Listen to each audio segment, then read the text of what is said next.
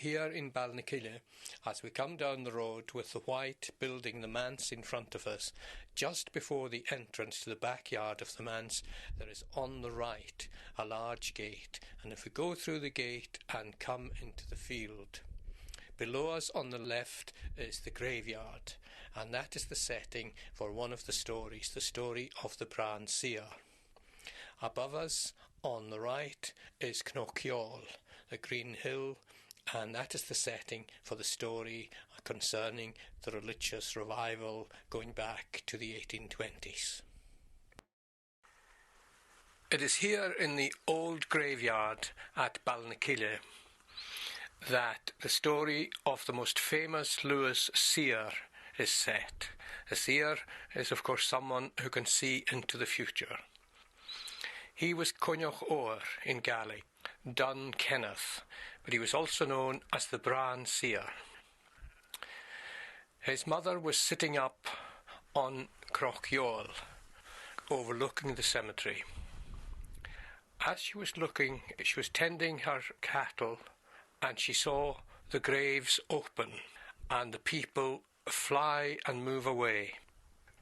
And then she saw them coming back and the graves closing again, except one.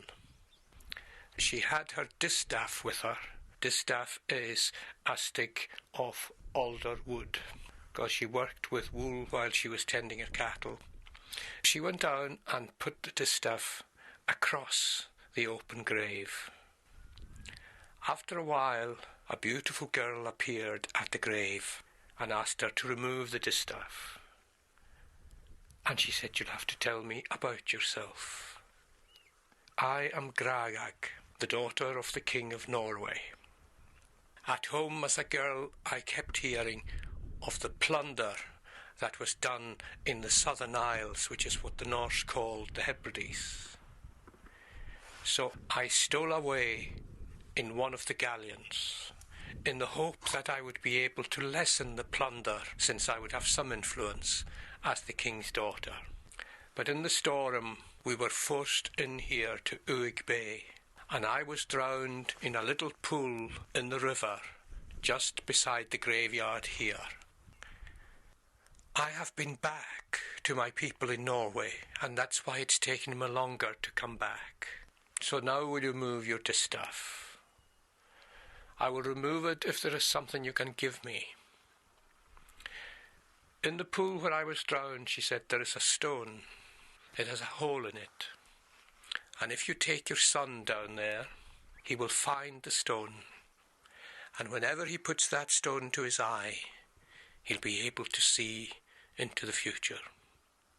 Coinneach's mother removed the distaff, and Gragach returned to her grave. The mother and young Coinneach, who was with her, went down to Gragach's pool and found the stone. And indeed, whenever he put the stone to his eye, he could look into the future and prophesy. And the prophecies of the Bran Seer are many, and people still refer to them in Lewis. The island at that time belonged to the Mackenzies, also called the Seaforths, and they had two headquarters, one in Easter Ross at Bran Castle, and they also had Seaforth Lodge in Stornoway's castle grounds. Coinneach spent time at Bran, and he started making predictions about the Seaforths. He predicted that the last male Seaforth chief would be deaf, which he was. He predicted that this chief, Deaf Kenneth, would see his 3 sons die ahead of him, which he did. He prophesied that the last chief of the Seaforths would be a woman, which it was, Lady Hood Mackenzie. He was at Bran, and the Seaforth chief was away in France. Lady Seaforth asked him, "Where is my husband, and what is he doing?" Kenneth refused to tell her, but she was adamant, and he said, "I'm afraid your husband is dallying with a beautiful French princess." And the story has it, a barrel of boiling tar was prepared, and that's how the Prancer died.